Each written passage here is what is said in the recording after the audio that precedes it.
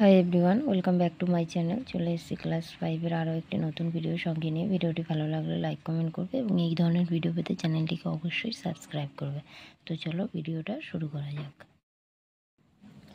মনে মনে হিসাব করি, 1-এর ক 8-এর গুণনীয়ক কতগুলো। 8-এর গুণনীয়ক বলতে 8কে কোন কোন সংখ্যা দিয়ে ভাগ করা যায় বা 8কে কোন কোন সংখ্যা দিয়ে ভাঙা যায়। এক্ষেত্রে 8-এর গাছ তৈরি করতে হবে। ক্লাস 5-এর নিয়ম। 1-এর ঘরের নামতা পড়লে 8 পাই, 2-এর ঘরের নামতা পড়লে 8 পাই, 4-এর ঘরের নামতা পড়লে 8 পাই এবং 8-এর ঘরের নামতা পড়লেও 8 পাই। তাহলে 1, 2, 4, 8 এরা হলো 8-এর গুণনীয়ক। তাহলে এখানে লিখি 8-এর গুণনীয়ক 1, 2, 4, 8। এই 4টে সংখ্যা দিয়ে 8কে ভাগ করা যায়। তারপরটা বলেছে 21-এর গুণনীয়কগুলি কী কী। একইভাবে 21কেও গাছ তৈরি করতে হবে। 1-এর ঘরের নামতা পড়লে 21কে পাই, 2-এর ঘরে নেই, 3-এর ঘরে আছে 21, আবার 7-এর ঘরে 21 আছে, আর 21-এর ঘরে 21 আছে। এক্ষেত্রেও 21-এর গুণনীয়ক 4টি। তাহলে এখানে লিখি 21-এর গুণনীয়ক 1, 3, 7, 21। তারপরে বলে যে 24-এর কতগুলি মৌলিক উৎপাদক আছে। তো 24-এর কতগুলি মৌলিক উৎপাদক আছে, একইভাবে 24-এর গাছ তৈরি হবে।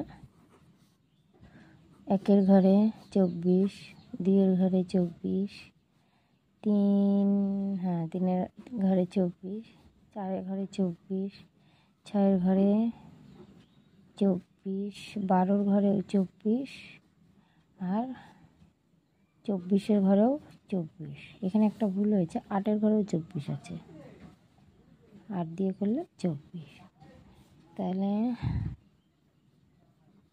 24-এর এখানে মৌলিক উৎপাদক আছে বলেছে। এবার এর মধ্যে দেখো, মৌলিক বলতে যে সংখ্যাগুলোর একটা মাত্র উৎপাদক থাকে। তো এক মৌলিকও নয়, যৌগিকও নয়। 24-এর মৌলিক উৎপাদক কোনগুলো? মৌলিক উৎপাদক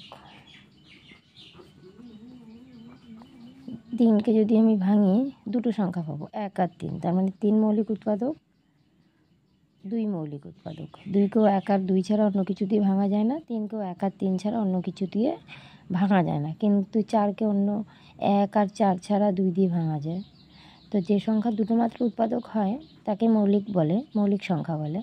তো 2 আর 3, তাহলে 24-এর মৌলিক উৎপাদক 2, 3। 49-এর মৌলিক উৎপাদক কী কী? এক্ষেত্রেও তাই, 49কে একইভাবে গাছ তৈরি করব।